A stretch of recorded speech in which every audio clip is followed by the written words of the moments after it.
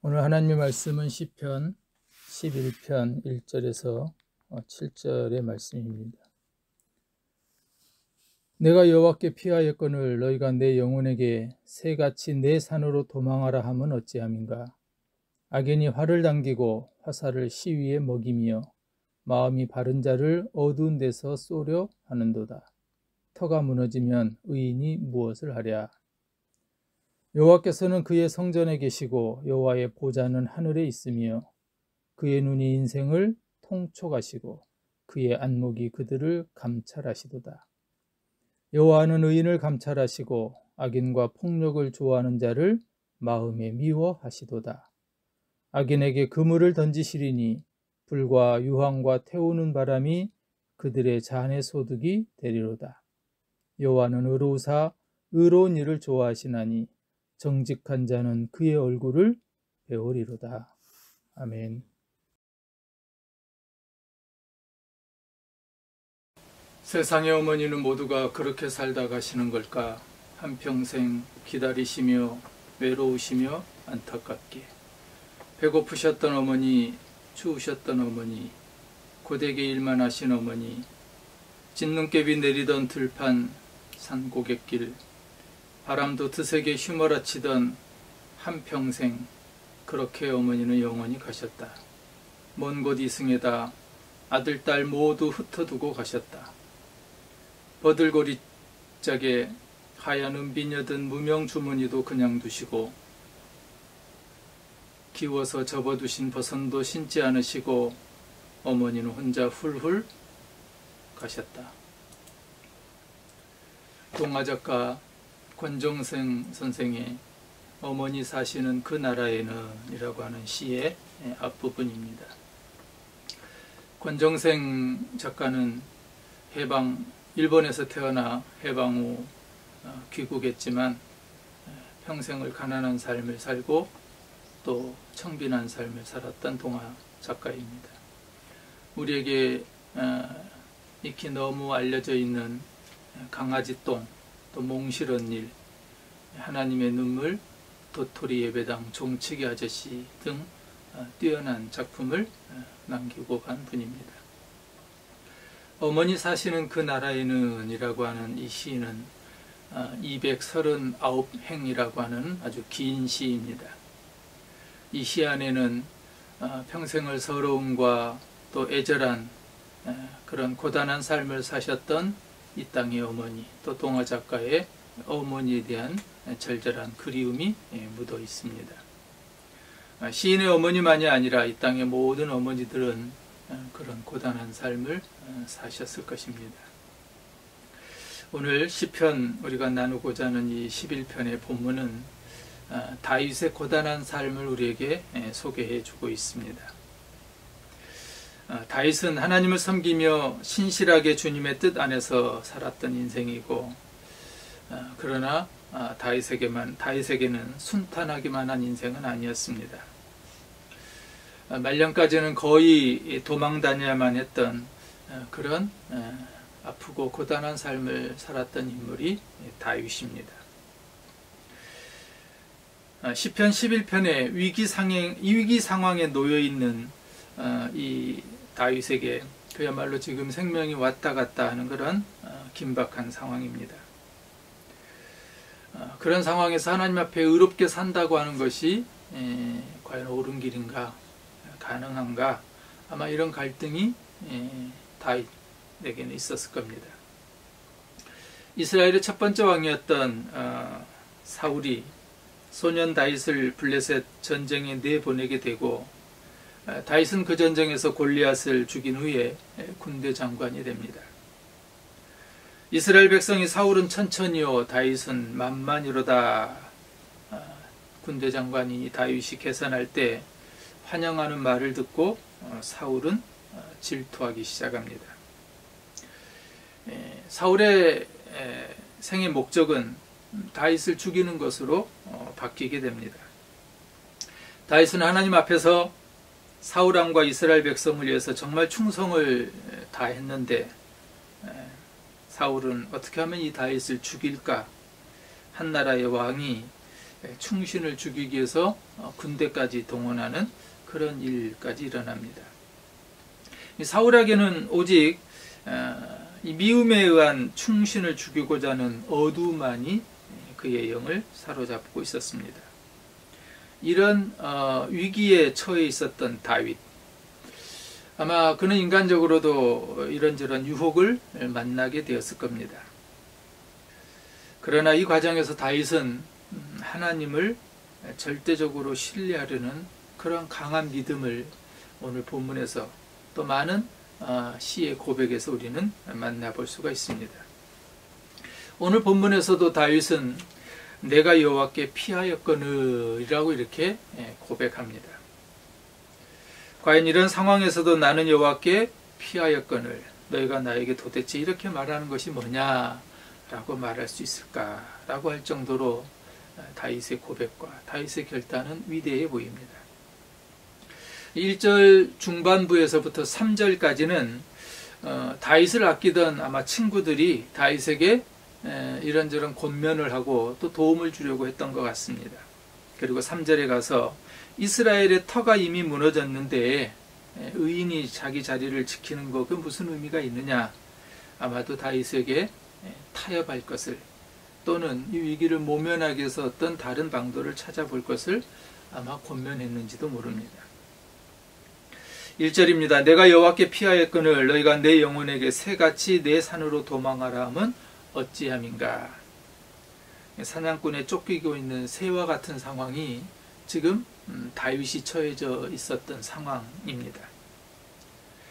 이런 상황에서 겁에 질렸던 주변의 친구들은 안전하다고 생각되는 산으로 다윗을 도망가라고 그렇게 얘기했던 겁니다. 그러나 다윗은 단호히 이 친구들의 제안을 거부하죠. 새같이 내 산으로 도망하라 하면 어찌함이냐. 아무도 모르게 자신을 해치려는 이 적의 표적이 된 이런 다윗입니다. 2절에 악인이 활을 당기고 화살을 시위에 먹이며 마음이 바른 자를 어두운 데서 쏘려 하는도다. 깊은 절망 가운데서도 영원한 피난처이신 하나님께 다윗은 자기 자신을 의탁하겠다라고 고백합니다. 이 고백은 7절 마지막 절에 가서 절정에 이릅니다. 주님은 의로우셔서 정의로운 일을 사랑하시는 분이시니 정직한 사람은 그의 얼굴을 뵙게 될 것이다. 다윗의 위대한 점은 하나님만을 자신의 피난처로 삼았다는 겁니다. 오늘 1절의 시작이 내가 여호와께 피하였거늘. 눈에 보이지 않는 하나님보다 우리 눈앞에 지금 버티고 있는 산이 더 안전해 보일 수 있습니다. 저기 지금 다윗을 노리고 있고 잠시 다윗은 저 산에 숨어 들어가 있으면은 안전하게 피할 수 있었을 겁니다. 영원히 무너지지 않는 어떤 환난도 견디게 해줄 것 같은 산이 아마 다윗에게 있었을 겁니다. 친구들도 그런 의미에서 권면을 했더죠. 우리도 아마 마찬가지일 겁니다. 어려움과 위기와 고난이 찾아올 때 안전하다고 생각하는 어떤 산과 같은 것으로 잠깐 피하는 것, 그것이 최선의 방법이라고 생각할 수도 있습니다. 그러나 다윗에게는 그것은 착각이었다는 겁니다. 다윗은 안전해 보이는 산에 의존하지 않고 비록 지금은 보이지 않지만 영원한 피난처 되시는 하나님만을 신뢰했던 겁니다. 다윗의 고백을 들은 친구들은 적에게 무너지게 될 경우에 아무것도 할 것이 없다라고 다시 유혹해 옵니다. 1절과 3절의 새 번역은 이렇게 번역합니다. 너는 새처럼 너의 산에서 피하여라. 악인이 활을 당기고 시위의 화살을 메워서 마음이 바른 사람을 어두운 곳에서 쏘려 하지 않느냐. 기초가 바닥부터 흔들리는 이 마당에 의인인들 무엇을 할 수 있겠는가. 개역개정에서는 터가 무너지면 의인이 무엇을 하랴 이렇게 번역을 했는데요. 바로 이 터라고 하는 것은 한 나라의 기강일 수도 있고 법률과 질서를 의미합니다. 즉 기초가 바닥부터 흔들리는 이 마당에 의롭게 살아간들 의인인들 무엇을 할 수 있겠냐는 거죠. 다 법을 지키고 또 질서를 지켜나가는 것, 이 모든 노력이 다 무너져 버리면 쓸모없는 것 아니냐, 그럴듯한 유혹입니다. 이스라엘 왕 다윗이 무너지면 아무것도 할 수 없습니다. 그래서 친구들은 안전한 곳으로 잠시 피하기를 바랐던 거죠. 그러나 다윗은 절망과 무기력함을 깊이 느끼는 상황이었지만 그럼에도 오직 내가 여호와께 피하였거늘 하나님께로만 피했습니다. 4절에 보면 여호와께서는 그의 성전에 계시고 여호와의 보좌는 하늘에 있으며 그의 눈이 인생을 통촉하시고 그의 안목이 그들을 감찰하시도다. 새 번역은 이렇게 번역했습니다. 주님은 그의 눈으로 사람을 살피시고 눈동자로 꿰뚫어 보신다. 여호와는 의인을 감찰하시고 악인과 폭력을 좋아하는 자를 마음에 미워하신다는 말씀입니다. 여기서 이 통촉이라고 하는 한자가 밝을 통에 촛불촉자라는 한자입니다.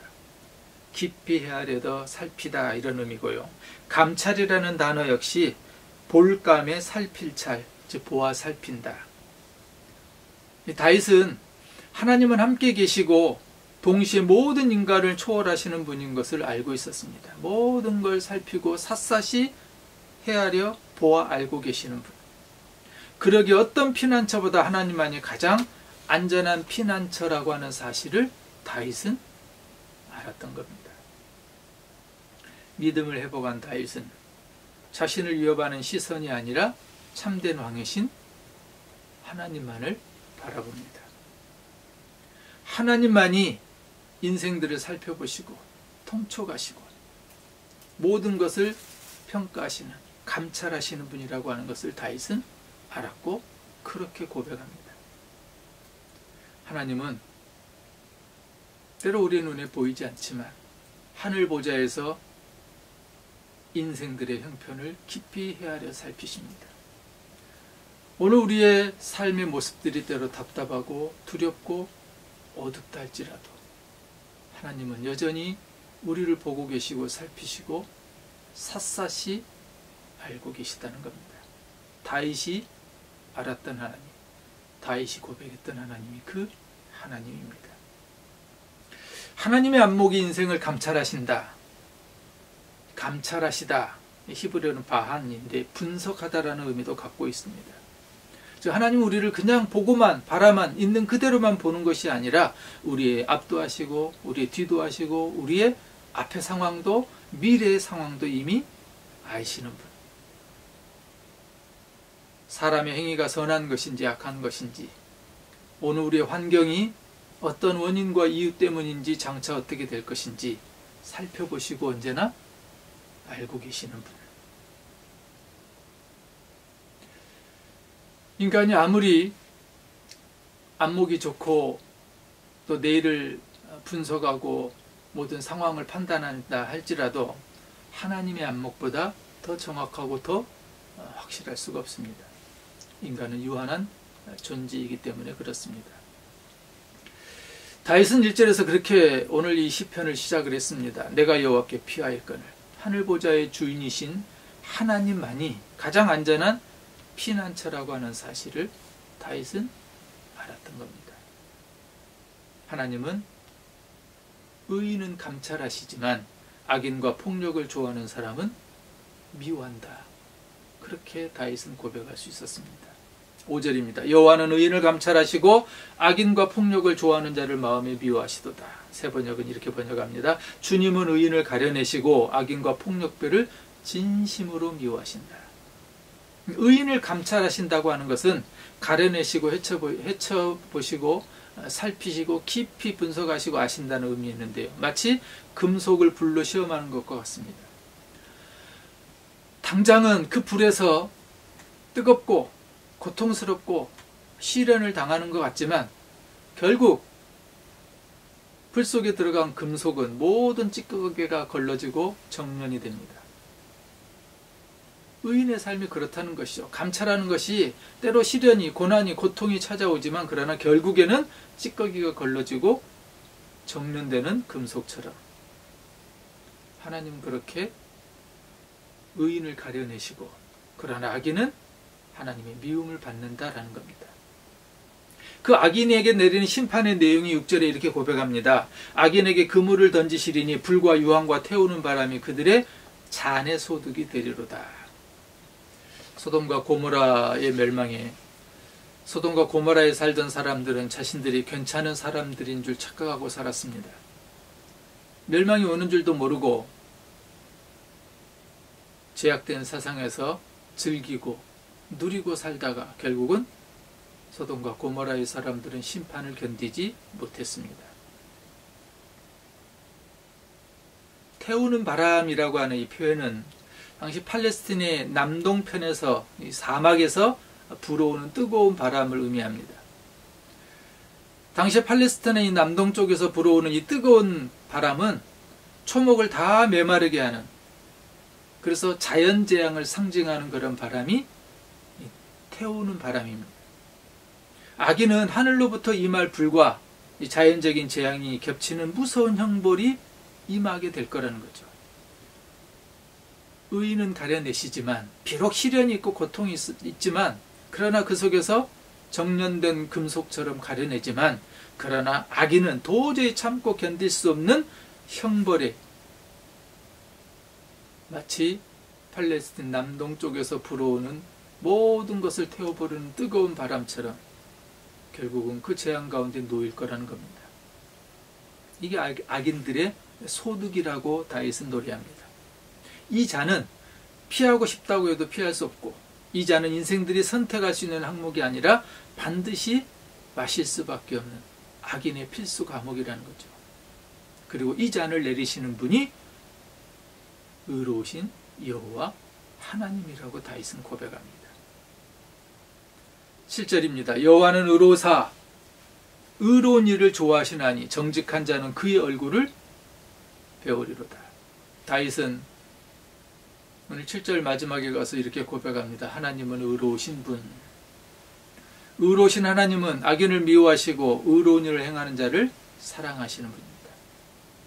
하나님 닮은 의롭고 정직한 사람은 위기 가운데서도 하나님의 구원을 받고 안전한 보호를 받게 된다는 사실을 다윗은 자신의 삶을 통해서, 자신의 상황을 통해서 고백하고 증거하고 있습니다. 내가 여호와께 피하였거늘. 하나님만을 피난처로 삼고 살아가는 다윗의 아름다운 고백입니다. 오늘 저와 여러분이 우리 앞에 놓여있는 상황, 환경, 그 어떤 조건 앞에서도 내가 여호와께 피하였거늘 다윗의 고백처럼 하나님만을 피난처로 삼고 살아가는 은혜가 있기를 소망합니다. 세상의 그 어느 것도 그 누구도 우리의 영원한 피난처가 될 수 없습니다. 친구들은 다윗에게 잠시 안전할 것 같은 산으로 피해보라고 하지만, 그러나 다윗은 단호히 거부합니다. 오늘 우리도 잠깐 안전하게 위기를 모면할 수 있는 그 어떤 것이 세상에 있을 수 있습니다. 그러나 세상 어느 곳에도 그 누구도 우리의 영원한 피난처, 안전처가 될 수 없다는 거죠. 오직 하나님만이 우리의 피난처가 되신다는 것. 그분은 영원한 피난처시고 가장 안전한 피난처가 되시고 하늘 보좌의 피난처라는 사실입니다. 내가 여호와께 피하였거늘. 오늘도 하나님만을 피난처로 삼고 살아가는 저와 여러분, 또 우리의 모든 가정, 또 우리 교회, 또 이 나라 이 민족 되시기를 간절히 소원합니다. 아멘. 기도합니다.